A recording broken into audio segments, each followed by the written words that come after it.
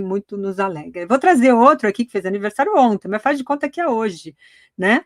O querido Jorge Folena. Folena, parabéns para você também. Obrigado, de novo. Saúde, tudo de bom, meu carinho, meu respeito, minha admiração por você.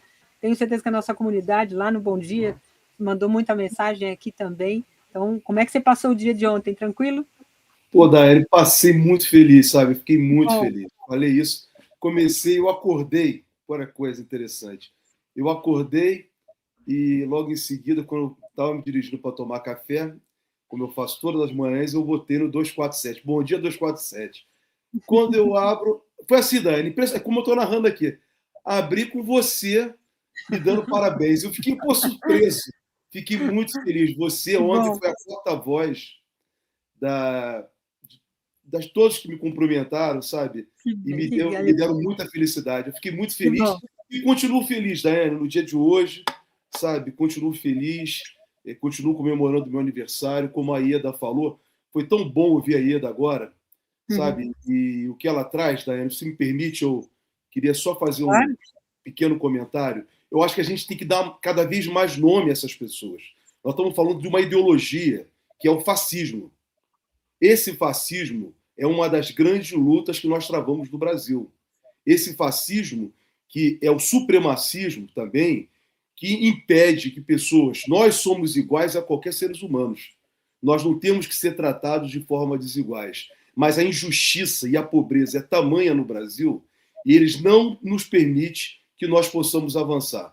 Criam todas as dificuldades. Nós temos que dar nome a essas pessoas. Naquela época das cotas, a Ida lembrou muito bem, e eles questionaram as cotas, esses caras, né, eles levaram a seguinte tese do racismo inverso, sabe? Que não poderia se fazer o racismo inverso, que era o racismo contra os brancos, sabe? Isso é um absurdo. Esse fascismo, ele é vivo no Brasil. Santa Catarina é um dos núcleos do fascismo no Brasil. Na década de 30, o Partido Integralista Brasileiro, que é o partido fascista no Brasil nos anos 30, que hoje está no PL e outros, eles tiveram, Daiane, mais de 1.300.000 filiados no Brasil. Rio Grande do Sul, Santa Catarina, Paraná, São Paulo e Rio de Janeiro eram os estados que mais tinham fascistas filiados aos integralistas. Essas ações contra cotas são ações promovidas por fascistas. Fascistas. Nós temos que dar nome. O DEM, chamado Partido Democrata, foi o partido que questionou no Supremo Tribunal Federal as cotas nas universidades. O Demóstenes Torres, que agora é advogado, na época ele era senador e era procurador da Justiça de Goiás, ele se serviu a esse papel para ir no Supremo Tribunal Federal colocar todo o preconceito racial numa defesa de um racismo inverso no Brasil. Então, é uma luta histórica, Daiane, sabe? É como a Ieda colocou, é uma luta histórica. Mas nós vamos vencer, estamos vencendo essa luta. Não é fácil. O colonialismo está aí. Isso é uma chaga do colonialismo, em que nós enfrentamos todos os dias. E o presidente Lula, a meu sentir, as pessoas falam, você fala tanto do Lula, tem que falar, porque o Lula é exatamente o que nos representa nessa luta contra o colonialismo. Por isso que ele é tão perseguido, por isso que ele é tão odiado por essa parcela da sociedade brasileira. E cabe a nós conscientizarmos os nossos irmãos, que são iguais a nós, que não caiam no jogo exatamente do preconceito, que façam o interesse desses que nos discriminam. Sabe, que ainda conseguem olhar o presidente Lula não com um olhar de generosidade, mas olha o presidente Lula como um olhar preconceituoso contra o nordestino, contra o negro e contra o trabalhador. Você me desculpa, Daiane, mas já que você me deu essa autoridade no dia seguinte do meu aniversário, sabe, eu gostaria de falar isso, sabe, para botar para fora todo esse sentimento que nós temos no peito, sabe, que não pode ficar guardado com a gente tem que botar para fora, para todo mundo ouvir. O pessoal está perguntando aqui, alguns dando parabéns para você. Obrigado. Já. Outros perguntando, hoje é aniversário do Folena? Não foi ontem, mas é como se fosse hoje, porque eu não dei nesse tete-a-tete aqui, mandei mensagem, falei no programa, mas não tinha falado com ele diretamente, então por isso fiz essas honras aqui, porque está no prazo. Dependendo da hora que ele nasceu, está valendo ainda as 24 horas do dia, vai até o dia 10 seguinte. horas da noite, é verdade. Então está valendo ainda um pouquinho. Folena, Ah, eu estava aqui falando com o Leonel de Esquerda, conversei com a Ieda há pouco, a gente falou um pouco sobre o Oscar com o Doni. O Paulo, eu mandei mensagem para o Paulo, ele já viu, não sei se ele está numa outra atividade, não sei se ele vai conseguir entrar aqui, mas queria te ouvir primeiro também sobre essa questão do Oscar, né? Todo mundo falando sobre isso, a importância disso nesse momento, o aspecto político. O Doni fez uma abertura aqui falando sobre isso, que eu achei um ponto bem interessante, né? A arte, ela explica muito do momento em que o mundo vive naquela determinada época, né? Então, eu, por exemplo, a gente já citou aqui, fui para a Itália, e você vai vendo as artes do período renascentista, do período bizantino, e você, para quem tem essa compreensão política, você também percebe na arte todos aqueles movimentos expressos naquela escultura, naquela pintura, e tudo isso vai demonstrando os conflitos que a época traz. Nós somos de uma era digital, né? A era moderna, tem arte em movimento, né? E que não fica paradinha ali para você contemplar, ela vai se movimentando e você tem que olhar para aquela arte com um olhar que aparentemente te traz algum sentimento, te emociona de alguma forma. A gente vive a era do copia e cola, né? Da inteligência artificial. Você pede para ela fazer lá uma imagem e ela constrói a imagem do jeito que você pensou, pegando fragmentos de tudo aquilo que tem dentro desse mundo já produzido, né? Enfim, as coisas são muito efêmeras hoje.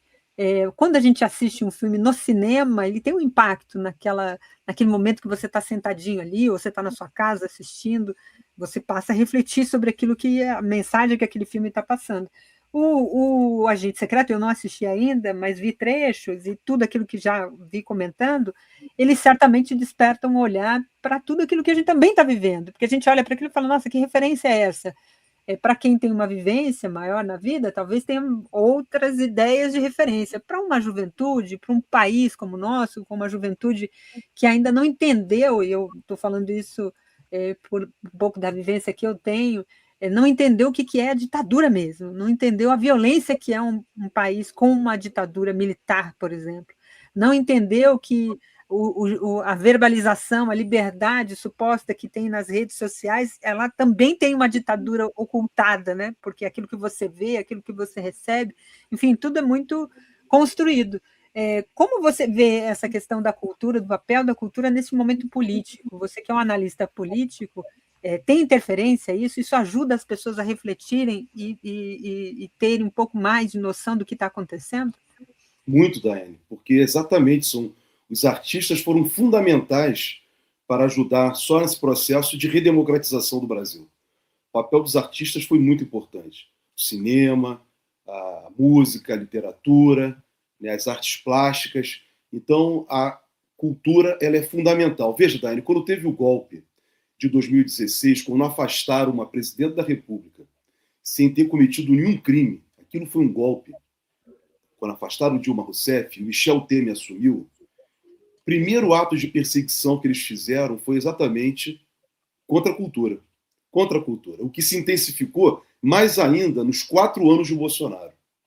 Eu me recordo que quando teve o impeachment da presidenta Dilma, os artistas ocuparam um grande símbolo da cultura nacional, da arquitetura brasileira, que é o Palácio Capanema, que era a sede do Ministério da Educação e Cultura no Rio de Janeiro.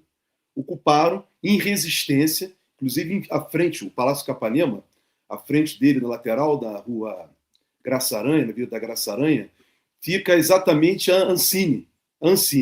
E os artistas ocuparam aquilo dali. E eles foram expulsos pelo governo Temer, que cercou todo o Palácio Capanema. Ficou cercado, um monumento da arquitetura brasileira, com azulejos de Portinari. Tudo aquilo foi tirado do povo para não refletir. Só foi aberto o Palácio Capanema depois que o presidente Lula assumiu e fizeram uma obra de restauração do Palácio Capanema. Então, quando nós temos 2 filmes em sequência que agitaram, né, fizeram uma grande... Estão fazendo, na verdade, um fez, o outro está fazendo, né, uma grande agitação cultural no Brasil e no mundo. Ainda Estou Aqui e agora O Agente Secreto é a prova de que há resistência no Brasil. Muitas pessoas colocam e acham que a periferia, Daiane, sabe, está entregue, só falam isso. A ideia que assim, querem nos impor é que a periferia está adormecida, que de fato há muita violência, muita truculência e falta de oportunidades e dificuldades. Mas eu tenho encontrado, Daiane, e você, acredito que você também, muitos jovens da periferia que são influenciados e tomados, como eu fui no passado, como eu acredito que você foi, e continuam no presente sendo influenciados pelos artistas, pela cultura. Então, eu recebi ontem essa notícia, né, da 4 indicações para o Oscar do filme Agente Secreto, sabe, com um amor, assim, uma esperança muito grande no Brasil. E daí, Daiane, também tem que colocar um ponto importante. Nada cai do céu. Nada cai do céu. Foi ações de políticas públicas de um governo, do presidente Lula, comprometido com a transformação, é que possibilita que o cinema nacional possa ir adiante, possa fazer grandes produções. Então, a compreensão que nós temos que ter como sociedade, que é papel do Estado e de governos comprometidos com a democracia, com o campo democrático, popular e progressista, investir em políticas públicas para a arte. E também, como já fez governos anteriores do presidente Lula, recordo-me quando Marta Suplicy era ministra da Cultura, criando incentivos para que os trabalhadores também pudessem ter acesso à cultura e à arte. Então, a arte faz parte da formação do ser humano para a vida. Nós precisamos da arte, nós precisamos do cinema, nós precisamos do teatro, nós precisamos da música, nós precisamos de toda forma de manifestação cultural, da literatura. Daí é papel de um Estado investir na cultura, da classe trabalhadora, da cultura e na cultura como um todo, para que seu povo possa compreender aonde ele está inserido, para caminhar esse processo de transformação, que é uma luta muito dura. E aqui no Brasil é duríssima. A luta de classe no Brasil é muito dura. Muito dura. Olha, o presidente Lula esteve num evento hoje, ele tem participado aí bastante das entregas, né, do governo, entregas de programas habitacionais, entregas de assinatura de contratos para investimento, etc. Hoje estava no Maceió fazendo entrega de moradias, 1.337 moradias. No começo da semana estava no Rio Grande do Sul também fazendo entrega de moradias, programas que foram paralisados durante os últimos anos e foram retomados no governo, e agora faz efetivamente as entregas. Eu vou colocar aqui um trecho da fala do presidente sobre a forma de governo da direita, né, de como a direita governa e de que forma ela pensa o povo. Bora assistir. Vocês percebem que eu pareço que tenho 30 anos, mas eu já tenho 80 anos de idade. Eu vou viver muito. Eu vou viver muito. Porque minha mãe, Dona Lindu, dizia: Lula, você teima. Teima, teima. E eu estou teimando. Eu gosto da vida e eu vou viver muito. E vou dizer uma coisa para vocês. Enquanto eu tiver vida, aqueles cidadãos que ajudaram a destruir esse país, que negaram a vacina e por conta disso morreram 700 mil pessoas da Covid nesse país, do qual metade era culpa deles.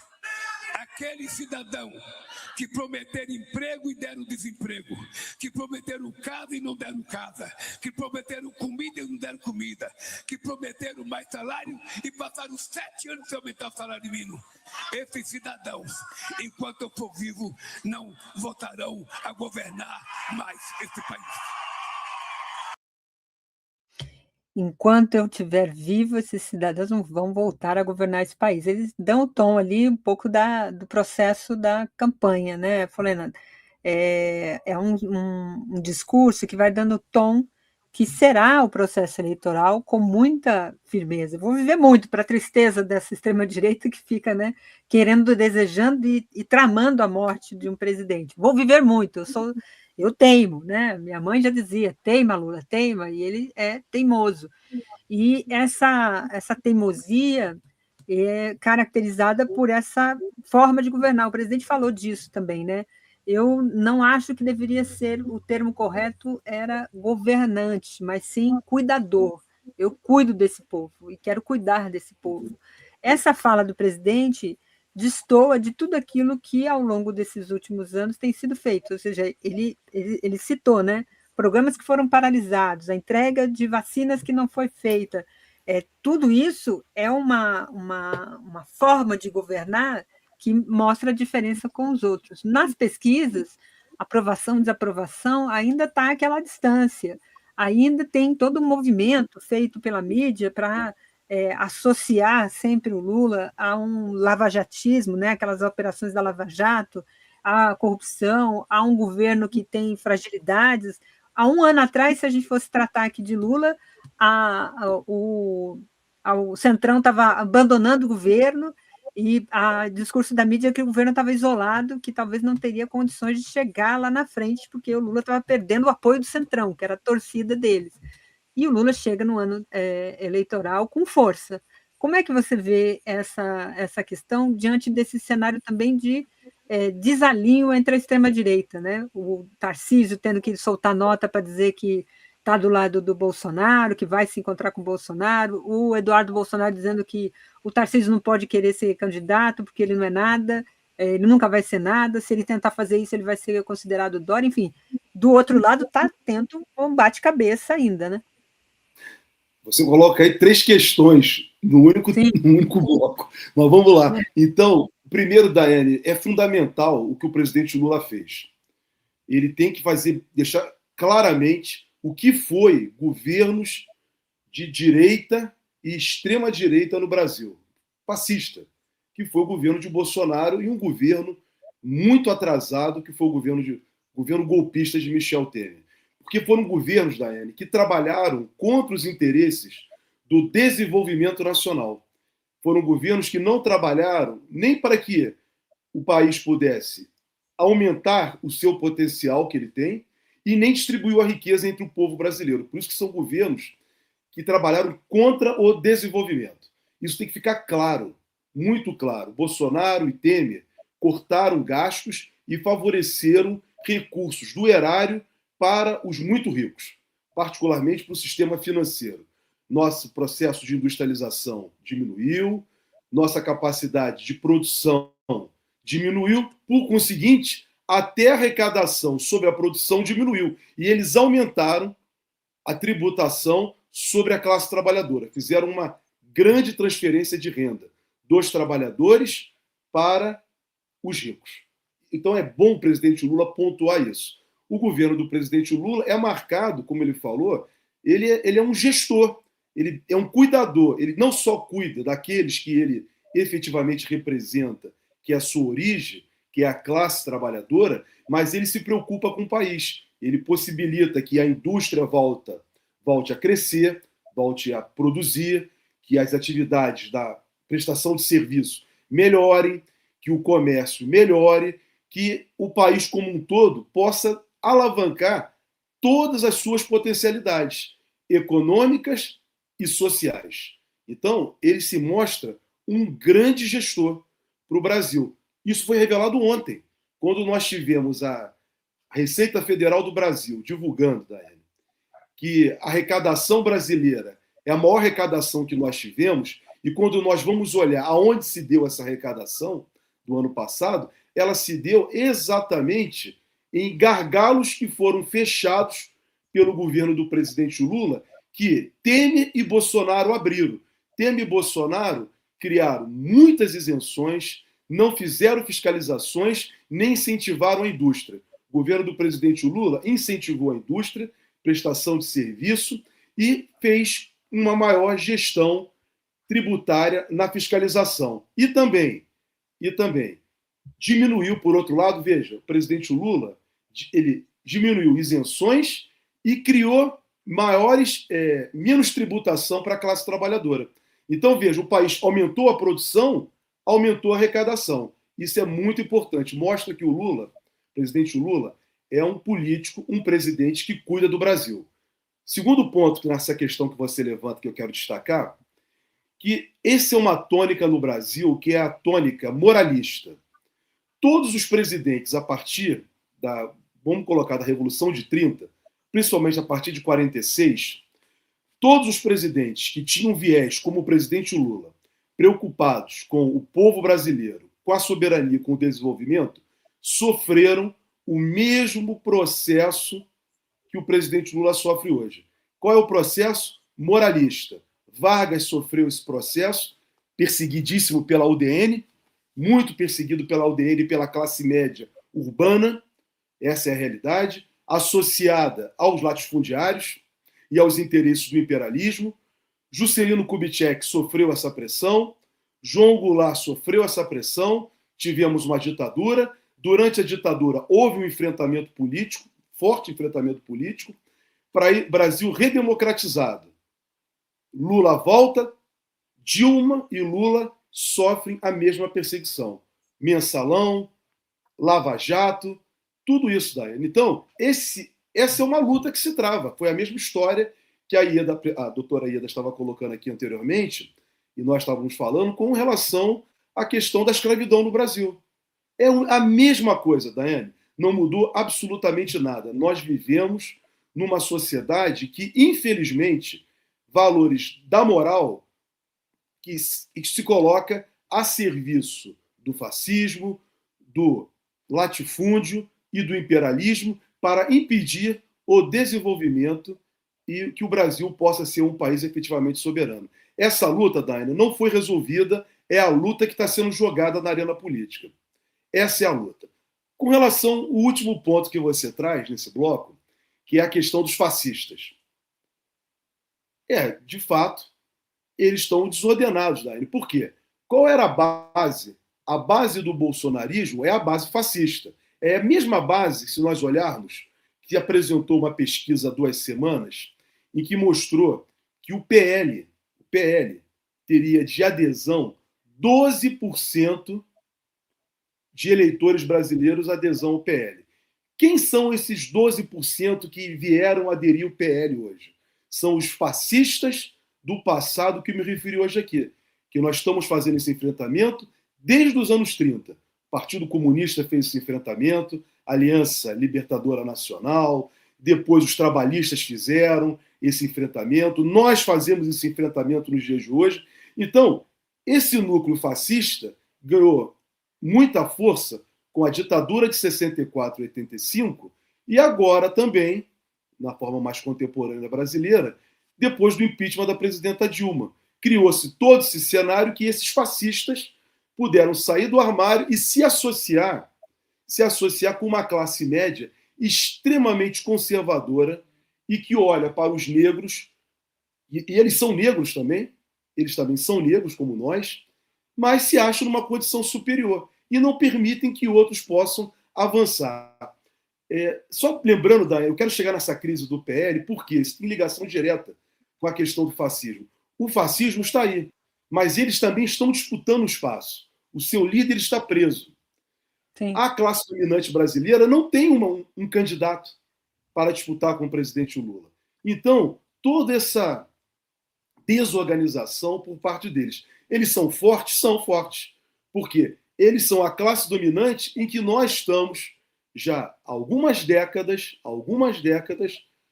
no âmbito federal, vencendo eles. Então, não vai ser uma luta fácil a eleição desse ano. Não será como não foi as anteriores.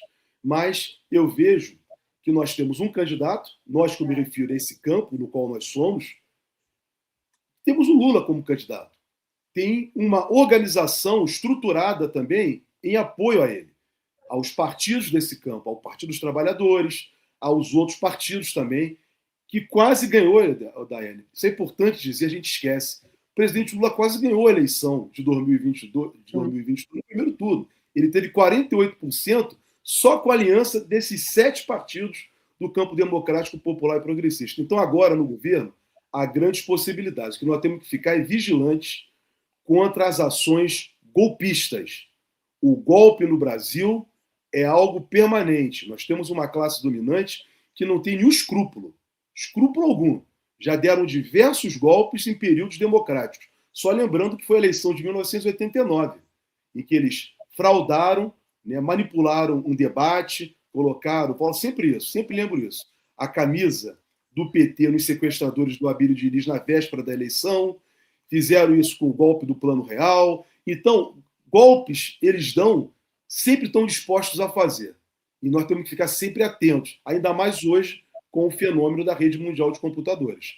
Então, e com toda a pressão que o imperialismo tem exercido em vários lugares do mundo. Mas, digo para você, que bom que a extrema-direita, que a direita brasileira está em crise.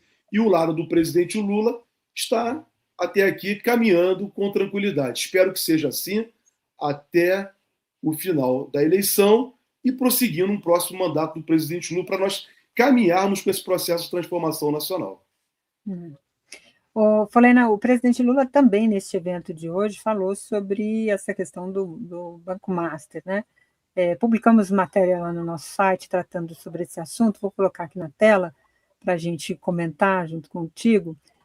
O presidente foi duro ali, né? O cidadão deu um golpe de 40 bilhões e tem gente que defende, disse Lula sobre Vorcaro do Master, destaca aqui o título da nossa matéria. O presidente critica a desigualdade, cobra a responsabilidade do sistema financeiro e diz que pobres não podem seguir sendo sacrificados. Vou descer aqui para a gente ler junto aqui a reportagem, né? O presidente Luiz Inácio Lula da Silva afirmou nesta sexta-feira que o Brasil só avança quando o dinheiro público chega a quem realmente precisa e criticou duramente a concentração de riqueza no país. Ao abordar o tema da desigualdade social, Lula declarou que não é aceitável que a população mais pobre continue sendo penalizada enquanto grandes prejuízos financeiros permanecem sem a devida responsabilização. A declaração, como eu disse, foi feita em Maceió durante a entrega de 1.337 unidades habitacionais na capital alagoana. Lula lembrou ainda que o Brasil havia superado a fome em 2014, mas voltou a conviver com um cenário crítico nos anos seguintes. Abre aspas, em 2014 tínhamos acabado com a fome nesse país. Quando voltei em 2023, tinham 33 milhões de pessoas passando fome, lembrou aí o presidente Lula.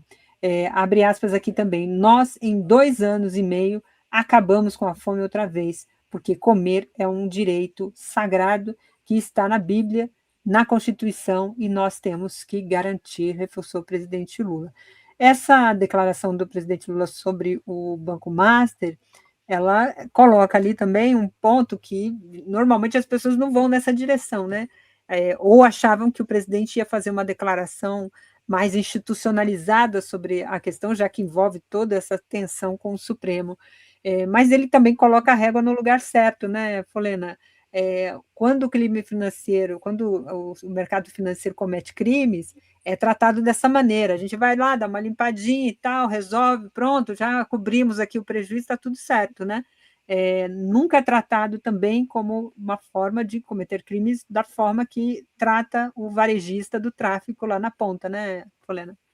Daiane, eu achei toda essa manifestação do presidente Lula sensacional, toda ela. Mas vou começar do fim, exatamente, da questão do Banco Master. Sabe, eu acho que o presidente Lula, ele é o grande árbitro nacional. Grande árbitro nacional. Estava precisando ele ter uma manifestação dele para a opinião pública. Por quê? Nos últimos dias, particularmente na última semana, começou a correr, inclusive no campo progressista, um debate dizendo que qualquer crítica ao ministro Toffoli era uma defesa era favor de uma alavancagem para o lavajatismo do Brasil. Sinceramente, isso aí é absurdo, porque esse caso não tem nada a ver, críticas ou não críticas, independentemente de quem critica o que está acontecendo no Banco Master. No passado, algum jornalista defendeu o Lava Jato, mas isso não tem nada a ver com o Lava Jato, sinceramente. E digo por quê. Daiane, nós temos visto, né, nesse caso, a Polícia Federal e o Banco Central atuando naquilo que eles tinham que fazer. O Banco Central, que é a autoridade monetária fiscalizadora, fez o que tinha que fazer. Nós estamos diante de um banco que, inegavelmente, praticou fraude bancária gravíssima. Ou seja, tinha que ter uma intervenção nesse banco e uma liquidação. Esse banco não podia mais continuar.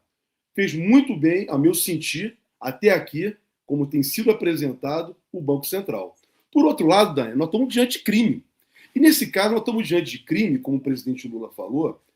Nesse tipo de crime, a competência para apurar, para investigar, e ainda está em fase de investigação, sequer está se falando em ação penal. Ainda é uma fase de preliminar, de investigação. Quem tem que fazer essa investigação é a Polícia Federal. E o que eu estou vendo, nós estamos acompanhando, é uma tentativa, primeiro, de intimidar o Banco Central e depois de impedir que a Polícia Federal faça o trabalho dela.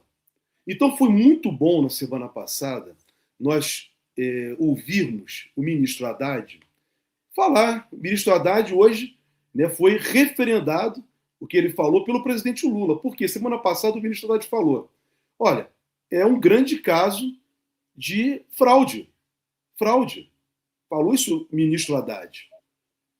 Logo em seguida, o diretor da Polícia Federal, Daiane, veio a público dizer: é o maior caso de investigação criminal de toda a história da Polícia Federal. Poxa, então, o que isso tem de lavajatismo? Estavam dizendo que o diretor da Polícia Federal, que o ministro Haddad, estavam fazendo o jogo da Lava Jato? Não dá para trazer um fantasma. A Lava Jato é uma realidade que tem que ser enfrentada e não foi enfrentada no Brasil pelas instituições brasileiras.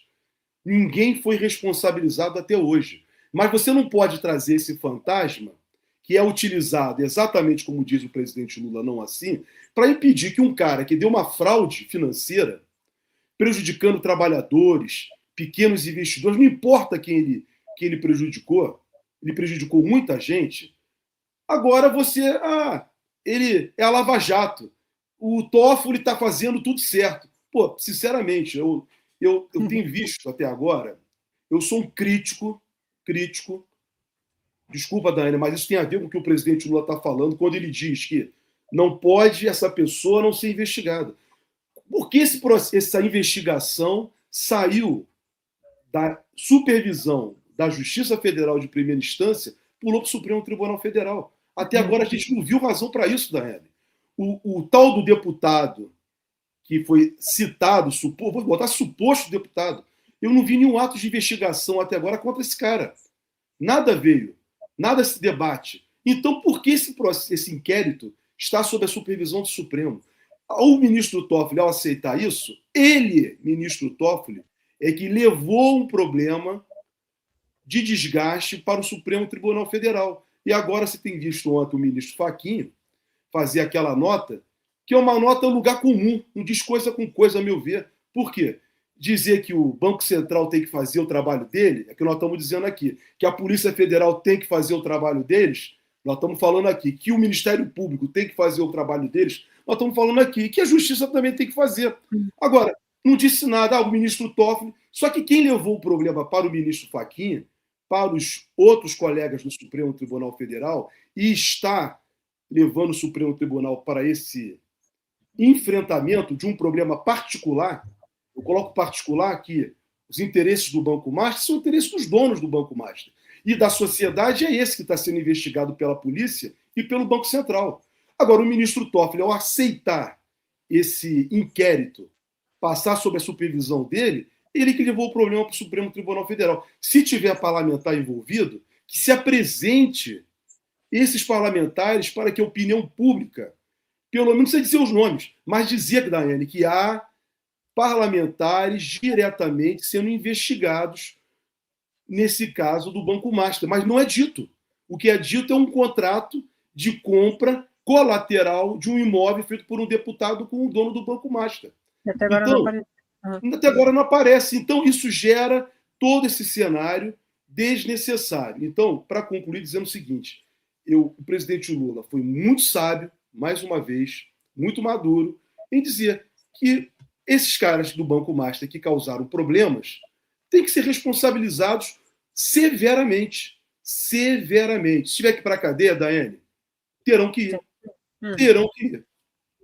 O pessoal está comentando bastante aqui do Fachin, né, que soltou uma nota, voltou Isso. antes do período, né, das suas férias, do recesso, aliás, né, do judiciário, fez uma nota longa falando sobre ataques ao judiciário, às instituições, a defesa da democracia, enfim, fez uma nota que, pelo jeito, não foi ele somente que escreveu, eu vejo ali algumas mãos escrevendo aquela nota. Tem também um ambiente que muita gente também traz aqui do ataque ao Supremo Tribunal Federal, que eu, particularmente, também vejo um pouco desse movimento, principalmente por conta da mídia, pelos setores da mídia, né? Hoje, por exemplo, aquela matéria sobre os seguranças do Toffoli é uma matéria que ela não tem nada diretamente a ver com o caso específico, o fato dele visitar lá e o irmão ter sido dono, né? As coisas não se conectam, é só um fato que acaba só incrementando daquele desenho que a gente via, né? Aquiles até citou hoje de manhã, os pedalinhos lá do sítio de Atibaia, o elevador do triplex, que o Lula foi ver se podia, quem ia fazer, aquelas informações que pouco agregam ao fato em si, mas criam elementos de conspirações, suspensões e tal. Como é que você vê também esse desenho em relação ao judiciário? Porque enfraquecer o judiciário era tudo que o Bolsonaro queria, e era tudo que o Bolsonaro tentou durante 4 anos. Dentro do judiciário, tem ali elementos, a gente assistiu durante o julgamento, por exemplo, o comportamento do Fux, que demonstrou toda a tentativa de manipular o jogo, ainda que não tivesse nenhuma sustentação, base de provas, nada disso, mas a narrativa construída ajudava midiaticamente a criar o ambiente nas redes e tal. E a gente sabe que o golpe ele continua, ele vai sendo tentado de outras formas, né? Tentou a forma externa, que ainda está no radar, apesar da química, né, do Trump com Lula, mas ela está no radar, as eleições estão nesse jogo. Como é que você vê isso também, particularmente em relação ao Supremo? Daiane, volto a dizer, quem gerou desgaste para o Supremo foi o ministro Toffoli, desnecessariamente. O Supremo não precisava passar por nada disso. E aí, o que aconteceu? Lógico, há muitos inimigos do Poder Judiciário, declaradamente. Os fascistas são os inimigos. A Lava Jato tem o Judiciário também, o Supremo Tribunal Federal como inimigo. Quem abriu a porta para que os inimigos do Judiciário se apresentassem foi o Toffoli. Volto a dizer, Daiane, não tem nada a ver o caso do Banco Master com o caso de perseguição contra o presidente Lula. Mas trazem esse fantasma da Lava Jato para esse caso também. Então não tem nada a ver uma coisa com a outra. Nós estamos diante de um banqueiro que fraudou o sistema financeiro nacional. Acabou. Isso não tem nada a ver com casos de perseguição contra o presidente Lula. Se tem jornalista interessado, se tem banco tradicional, o que tem banco tradicional do sistema financeiro interessado nisso? Tem, óbvio que tem. Porque eles têm um entrante que fraudou o sistema. Então, é óbvio que os bancos tradicionais, né, querem expurgar e querem a responsabilização do Boccaro. É inegável isso. E aí, isso envolve interesses midiáticos poderosos que esses banqueiros têm? É óbvio também que tem. Mas isso, volto a dizer, nada tem a ver com a Lava Jato, nada tem a ver com as figuras metafóricas que foram criadas indevidamente no caso do presidente Lula, tentar trazer para esse caso. O ministro Toffoli está se expondo da mesma forma em que o ministro Alexandre de Moraes acabou exposto. Não tem nada de ilegal o contrato da mulher do ministro Alexandre com o Banco Master, mas criou uma exposição. O ministro Ricardo Lewandowski, que não tinha nada a ver com essa história, chegou a um determinado momento, segundo informações, a ser presidente do Conselho Consultivo, o deliberativo do Banco Master. Também acaba se desgastando. Isso não tem nada a ver. As pessoas não são criminosas, não fizeram nada de errado, Mas os inimigos utilizam isso. Se o ministro Toffoli se ele não tivesse aceito a transferência da competência da primeira instância para o Supremo não estaria nem se falando no Supremo Tribunal Federal, como se falou no final do ano passado e se continua falando durante todo esse recesso. Esse assunto estaria na primeira instância, nós estaríamos aqui examinando a atuação da Polícia Federal, o comportamento da desembargadora do TRF da primeira região, que, a meu sentir, deu uma liminar. Aquela liminar que aquela desembargadora deu, ela expôs a investigação. Por quê? A polícia, quem faz os pedidos? Aí muita gente diz assim, Daiane, o ministro Toffoli mandou fazer. Não é que ele mandou fazer. A Polícia Federal pede. Não é o ministro que manda. É a Polícia Federal que pede para fazer as investigações. Aí ele defere ou indefere. É isso. É isso que está acontecendo. Mas acontece o seguinte, quando aquela desembargadora deu aquela liminar, e o Vorcaro teria que ficar preso, a meu sentir até hoje, preventivamente, é para que ele não dificultasse o trabalho das investigações. Ele solto, ele pode manter contato com as pessoas, ele pode tentar fazer o que for para dificultar as investigações e também a atuação do Banco Central com relação à liquidação extrajudicial. Então, aquela decisão que tirou o Vorcaro da cadeia, a meu sentir, não foi boa para esse cenário que o presidente Lula apontou que tem que buscar a responsabilização de quem causou dano. Porque com isso eu não estou condenando o Vorcaro. Não estou dizendo que o Vorcaro é condenado, deverá ser condenado. Mas ele solto, a prisão preventiva é o expediente existente para garantir a ordem pública e o curso da investigação. Então, isso ninguém comenta mais. Mas não comenta a partir do momento em que o ministro Toffoli aceitou todo esse cenário, aí vê a história infeliz. Também aqui não tinha motivo, não tinha nada de errado. Ele podia pegar um avião com qualquer advogado, podia comigo, com você, qualquer advogado.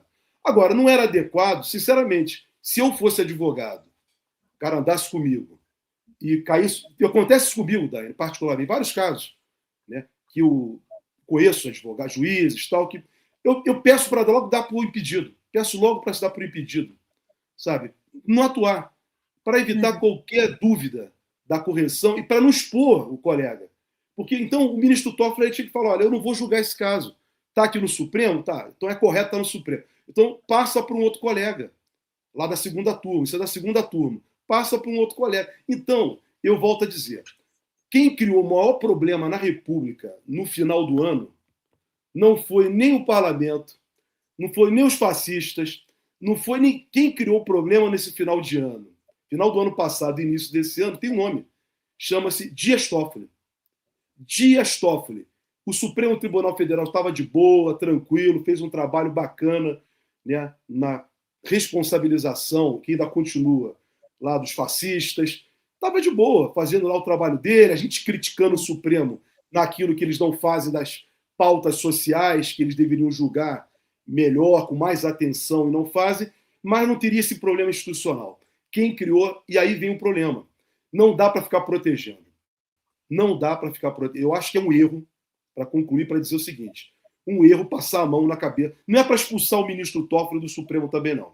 Mas os seus colegas o deveriam chamar e ter uma conversa séria com ele, como a gente tem em casa quando tem problema. Por quê? Volto a dizer, ele causou um problema para o Supremo Tribunal Federal e, de certa forma, para a República. Tirou o Hugo Mota de cena, tirou o Alcolumbre de cena, tirou... o Ibanez está voltando agora, a gente tem que voltar. Cláudio Castro. Esses caras passaram o Natal escondidinhos, todo mundo. Sabe? Ficou o Supremo Tribunal Federal e o Toffoli aí, porque vai apanhar mesmo. Agora não adianta ele querer ser valentão e dizer que eu aguento, vou ficar apanhando e tal. Não tem essa. Tem que pensar institucionalmente e fazer o certo, Daiane. O certo, ninguém tem problema. Se ele fizer o certo, tudo bem. Então, que diga o que esse deputado fez da Bahia, o que o deputado da Bahia fez de tão errado com o Vorcaro para que esse inquérito esteja no Supremo Tribunal Federal. Se ele demonstrar isso que ele não demonstrou até agora, a gente acaba com o assunto e vamos dar total razão a ele. Então, ele está criando essa exposição de um deputado que a gente não sabe se de fato participou de uma sessão de fraudes bancárias. Então, que é o caso do Banco Master que está sendo investigado. Bora lá. Eu queria fechar aqui o programa, provavelmente, com uma notícia que está aí na semana toda a questão internacional com o Trump, né? O Trump criou o Conselho de Paz, criou um conselho privado, né, de paz, reunindo países, convidou um monte de gente, convidou o presidente Lula, o Brasil, para integrar esse conselho.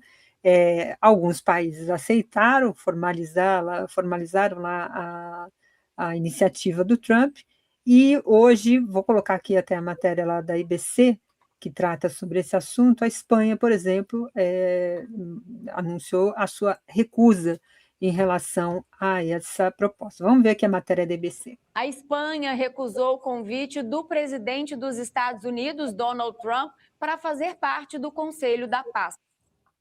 O primeiro-ministro espanhol Pedro Sánchez agradeceu o convite, mas citou a coerência de seu país com o direito internacional, a ONU e o multilateralismo como os principais motivos para a recusa em participar.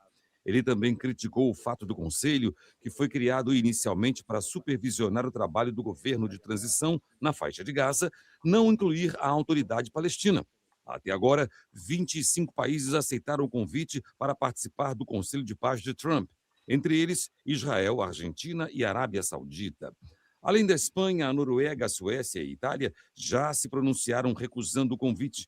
O Brasil foi convidado, mas ainda avalia a proposta. E após uma troca de farpas durante o Fórum Econômico Mundial, Donald Trump enviou ontem uma carta ao primeiro-ministro do Canadá, Mark Carney, informando a retirada do convite para integrar o Conselho. O Trump sendo Trump, né? A informação de que o Brasil deve recusar esse convite, o embaixador Celso Amorim já comentou sobre o assunto, dizendo que classifica ali esse conselho como uma descabido, né? O fato de não ter, inclusive, os palestinos nessa formação diz muito sobre o que é essa proposta. Assim como outros países e a Espanha, o Brasil deve seguir nessa linha. O Trump tem feito... Ontem eu mostrei aqui, quando estava o Aroeira, a capa da The Economist, né, que está o Trump sentado lá sem camisa e de calça em cima de um urso polar, né, ele falando que vai ocupar a Groenlândia de um jeito ou de outro, com arma ou sem armas, ele vai ocupar. Manda para negociar com Putin e a Ucrânia o seu genro, que não tem função governamental, né, e mais lá um representante para negociar, como se ele privasse, né, tivesse privatizado toda a República dos Estados Unidos e estabelecesse que o seu gabinete pessoal, as suas empresas, os seus CEOs, são aqueles que vão negociar e estabelecer acordos no mundo sobre guerra, sobre, enfim, tudo sempre muito levado muito ao ele como centro, né? Como é que você vê esse estágio do Trump? O sistema vai ser capaz de conter o Trump? Dani, esse Conselho da Paz não era nem para ser recebido por nenhum país sério. Porque o Donald Trump ele não é uma pessoa que respeita o direito internacional. Ele falou, a semana passada, que o direito internacional é o limite da moral dele. Então, como que ele vai propor um conselho dessa natureza e as pessoas, o Lula ainda está com dúvida se aceita ou não aceita. Só não estão dizendo não logo para ele taxativamente, talvez por medo de uma repressão militar que ele falou que fará mesmo. Ele falou e está fazendo. Desde que está fazendo, fez na Venezuela, agora com os europeus, está em guerra, né? Pode atacar a qualquer momento a República Islâmica do Irã. Então, esse cidadão, esse senhor, não é uma pessoa séria, Daniel. Para nada. Para nada. Um acordo para ele não vale absolutamente nada. Ele fez uma reunião com os russos no Alasca que ele mentiu para os russos. Os russos, né, acreditaram no Donald Trump. Donald Trump não é uma pessoa para ser acreditado. Os iranianos já acreditaram no Donald Trump, estavam negociando um acordo e ele estava lá atacando os iranianos. Então, todo cuidado é pouco com o Donald Trump. Nada para Donald Trump é sério. O Donald Trump é isso que ele falou. Só tem um limite para ele, a moral dele. Como ele não tem moral nenhuma, Daiane, então ele não é nada. Ele não é nada. Infelizmente, os Estados Unidos da América do Norte é governado por um homem com essa capacidade que mostra a degradação total da democracia no Ocidente. Total. Total. Folena, tem live hoje? Tem às 21 horas, no Jorge Folena Pensando no Brasil e o Mundo, e eu vou tratar exatamente, Tânia, vou prosseguir com a análise, né, da crise da democracia no Ocidente. Veja, como falar em democracia nesse cenário? Né? Não há nenhuma condição. A democracia que há, Daiane, por outro lado, a gente não é para ficar com desesperança, não. Semana passada nós terminamos aqui o programa, você falando para mim e para o Paulo, poxa, gente, eu estou cansado. E é uma luta dura mesmo, Daiane. Mas, por outro lado, a gente vê que coisa bonita hoje, né? Presidente Lula, você aqui falamos hoje, entregando casas para quem não tem, sabe? A gente resistindo contra aqueles caras que querem tirar cotas, a gente dizendo que eles não vão tirar, que nós vamos para cima. Então, há toda uma resistência no mundo. E é muita coisa legal, Daiane, em matéria de democracia, acontecendo nos países que foram colonizados como nós. Mas muita coisa séria e bonita. Então, é o convite que eu faço mais tarde para nós conversarmos sobre democracia, a crise da democracia no Ocidente. Mas para aqueles que foram colonizados, estão tentando descobrir um caminho e o presidente Lula é uma das chaves para esse caminho que a gente possa vir a ter uma democracia de verdade para a humanidade. É isso. Então, 21 horas no canal aqui do Folena no YouTube, @Jorge Folena.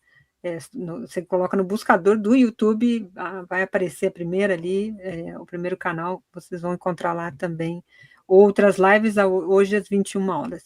Folena, obrigada, bom final de semana. Paulo estava me mandando mensagem, perdi o programa. Manda um abraço para ele.